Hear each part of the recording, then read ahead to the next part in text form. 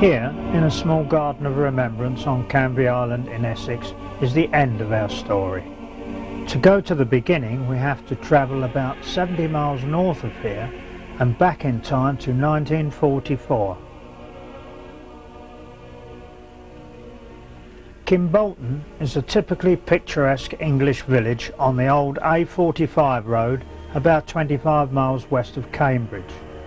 In 1944, the two pubs, the Saddle and the New Sun Inn, would have buzzed with the sound of young American voices as the men of the 379th Bomber Group, 8th US Air Force, relaxed between missions. They were stationed at the airfield 1 mile north of the village, and all that remains today is a memorial to the men who served here and a small industrial estate.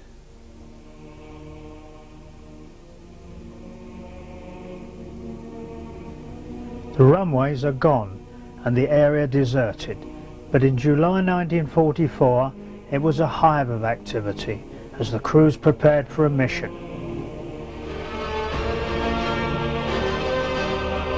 The airfield was built for Bomber Command in 1940, and Wellington bombers took off for night area raids over Germany.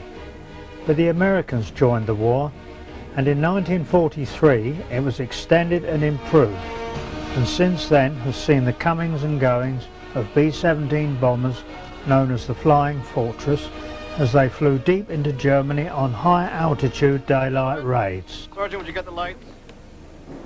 This is our target area right here. They're long rectangular buildings. The only long rectangular Today's target is nearer home in the Parc de Calais. Hitler had just started launching his latest secret weapon, a pilotless bomb nicknamed the Doodlebug, and the squadron's job was to destroy 2 launching sites.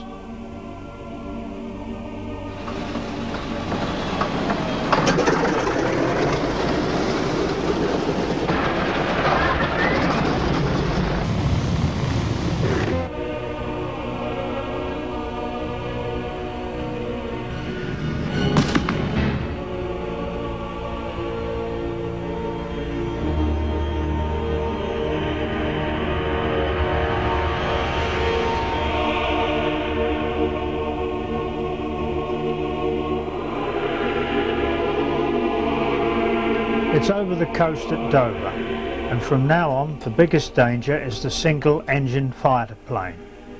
And here they come. 9 is 12 o'clock high. Left turn, 11 high, can't reach it. 30 higher left. Low, low. 4 o'clock to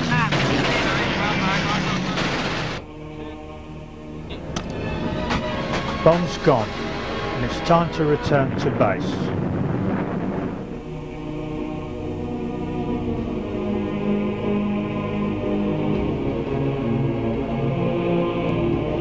Approaching the Thames estuary at 18,000 feet with 70 miles to go, and there is a bank of cloud and haze ahead.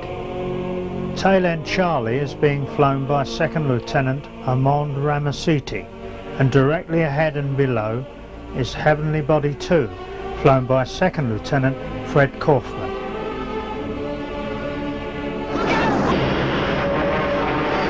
But when you're looking, that was over 50 years ago, but this day sticks in my mind as if it was yesterday.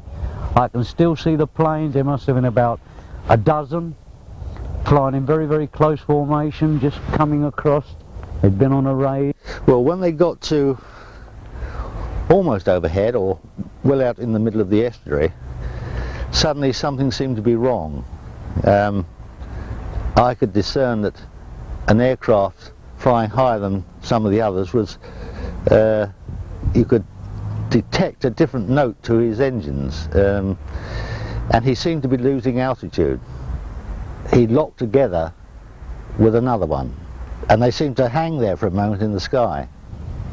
I was sent to Holdhaven to join a flotilla of landing craft crews, and we were training out on the Thames.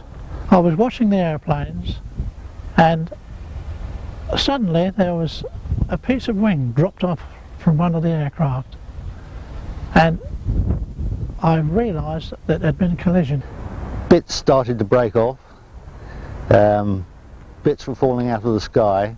Both aircraft were diving into the estuary, and one had broken up pretty badly. There was a wing, and it was quite weird at the time, but the engines were still working and the propellers were still going, but it was detached from the rest of the aircraft. Come right the way round in a big arc, a big swoop.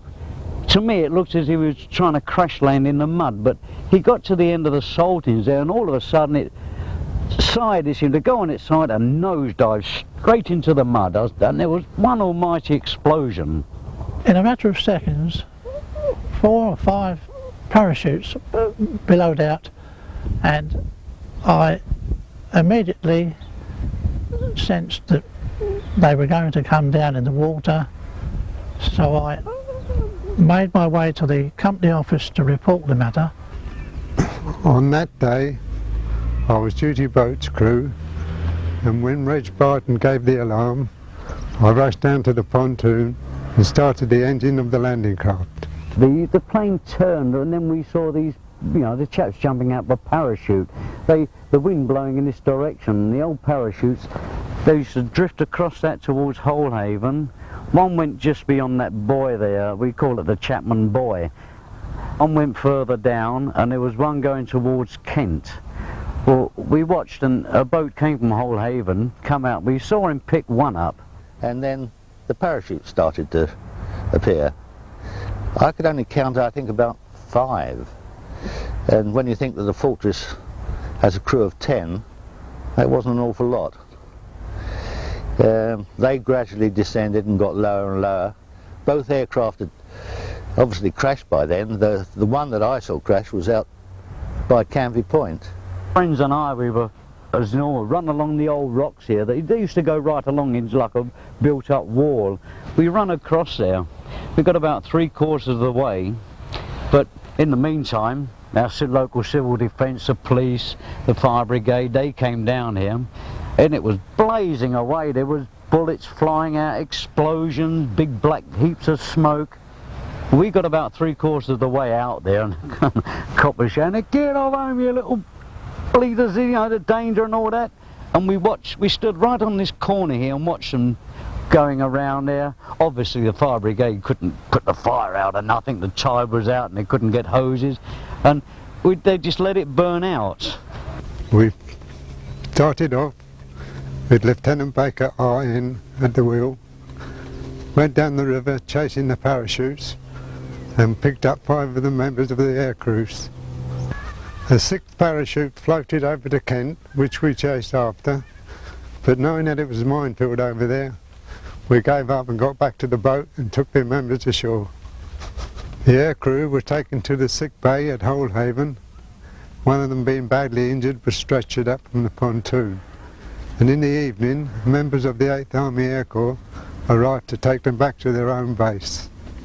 But all of a sudden we saw two chaps, they went out to this end of this mud, and the most horrific thing I've ever seen, they dragged the body in. This was the body of Flying Officer Edward Sadler, the navigating officer, who was thrown clear of the aircraft on impact. He was last seen by the bombardier getting into his parachute. Why he didn't jump is a mystery. The body of the pilot, Fred Kaufman, has never been found, although one of his dog tags was found at the scene the next day. It's a thing you never ever forget, never come out of your memory. My name is Gary Folger, and what I'd like to talk to you today about is my hobby. Now, I call myself an aviation archaeologist. My main interest is World War II. Gary Folger has spent most of his life digging up bits of aircraft which crashed in World War II.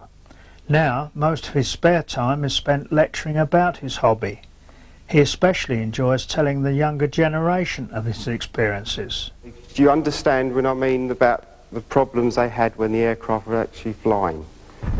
When I was about 13 or 14, I used to come up with my brother, and we used to go obviously scurrying around the mud flats. We used to go over this way, this area, and we used to find pieces of wreckage from an aircraft, which was apparently from a bomber that crashed in World War II. After we actually started finding pieces from the aircraft, we actually found personal equipment such as bits of parachute and parachute harness. And when we had actually found out there was personnel involved and loss of life, then it became very personal to us. By now I'd actually amassed quite a lot of equipment from the wreck site, which was obviously filling my garage up, and I knew all the positions and the people involved in the two B-17 crews. And by 1984 I felt that there should be some recognition, such as a plaque or something, to remember these young Americans. I wrote to many local councillors to get some backing, who generally showed an interest, and this went on for like 12 years, and obviously they had other commitments for the local council, and other amenities. And in 1996 I'd sort of just virtually given up on the cause. In the summer of 1996 I come up here with my two girls, and which isn't far from the area where the American plane crashed. We were scurried, the kids were having a look round on the beach. Chelsea spotted something. She called out to me, and when I went running over to see what they were getting up to, it was actually a live bomb from World War II. Hid it out of the way, contacted the proper authorities such as the police and the bomb disposal. They turned up to the location here. They dealt with it. It was live. It was detonated. The area was, was made safe. I obviously went home with my two girls, and to me that was the end of the story. A few weeks later I was phoned up from the mayor's parlour that myself and my wife and my two children would go down to Castle Point Borough Council headquarters. When we actually got there, my two daughters, Chelsea and Jodie, were given 2 certificates for their grown-up responsible actions with the live bomb at Canvey Point.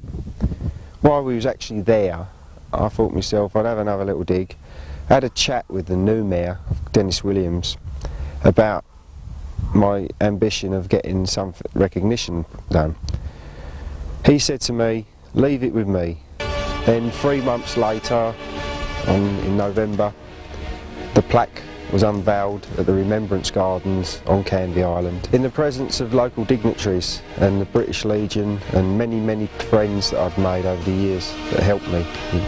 And at this point I realised that all my dreams and ambitions had been fulfilled. We are now back where we started, in Canvey Island Remembrance Garden, and as Gary approaches the plaque he fought for so long, no doubt he is remembering those young American airmen. Their names are not inscribed, and to end this film we show them with pride.